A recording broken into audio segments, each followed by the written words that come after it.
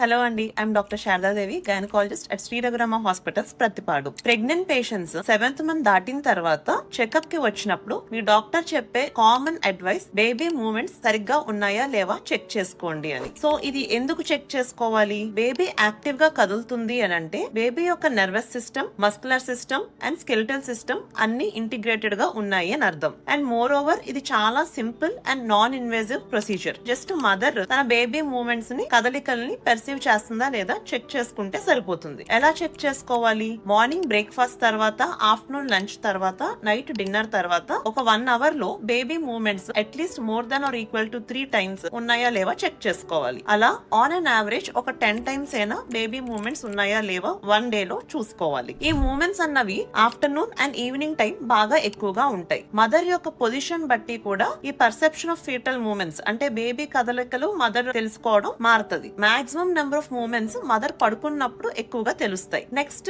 కూర్చున్నప్పుడు కొంచెం కంపారిటివ్ గా తక్కువ తెలుస్తాయి. మదర్ తన పనుల్లో ఉన్నప్పుడు, తిరుగుతున్నప్పుడు కొంచెం మూవ్మెంట్స్ అన్నవి తక్కువగా తెలుస్తాయి. నార్మల్ గా మనం పడుకునేటట్టే బేబీ కూడా మదర్ యొక్క వూంబ్ లో పడుకుంటుంది. సో బేబీ స్లీప్ సైకిల్ అన్నది on an average 20 to 40 minutes వరకు ఉంటుంది. ఈ బేబీ పడుకుంటున్న టైంలో మదర్ కి బేబీ మూవ్మెంట్స్ అన్నవి తెలియవు. ఒక్కొక్కసారి రేర్ గా 90 minutes వరకు కూడా ఈ స్లీప్ సైకిల్ అన్నది ఉండొచ్చు. సో ఈ బేబీ మూవ్మెంట్స్ మనకు తక్కువగా తెలిసినా తెలియకపోయినా అప్పుడు ఏం చేయాలి? మదర్ తన లెఫ్ట్ సైడ్ కి తిరిగి రిలాక్స్డ్ గా ఉండి బేబీ మూవ్మెంట్స్ అన్నవి అబ్జర్వ్ చేయాలి. ఒక 2 hours టైంలో బేబీ మూవ్మెంట్స్ సరిగ్గా తెలియట్లేదు అంటే వెంటనే డాక్టర్ ని కన్సల్ట్ చేయాలి. ఈ మూవ్మెంట్స్ తక్కువగా ఉండడం అంటే అసలు ఏం జరుగుతున్నట్టు అర్థం? మదర్ నుంచి బేబీకి బ్లడ్ సప్లై తగ్గుతుంది అని అర్థం. దీన్ని ప్లాసెంటల్ ఇన్సఫిషియన్సీ అని అంటారు. ఈ ప్లాసెంటల్ ఇన్సఫిషియన్సీ ఉన్నప్పుడు బేబీ యొక్క గ్రోత్ రెస్ట్రిక్టెడ్ గా ఉంటుంది. దాన్ని ఫీటల్ గ్రోత్ రెస్ట్రిక్షన్ అని అంటారు. ఒక్కొక్కసారి గర్భసంచి లోపలే బేబీ చనిపోయే ఛాన్స్ కూడా ఉంటుంది. దాన్ని స్టిల్ బర్త్ అని అంటారు. సో ఇలాంటి సీరియస్ కాంప్లికేషన్స్ ఉంటాయి కాబట్టి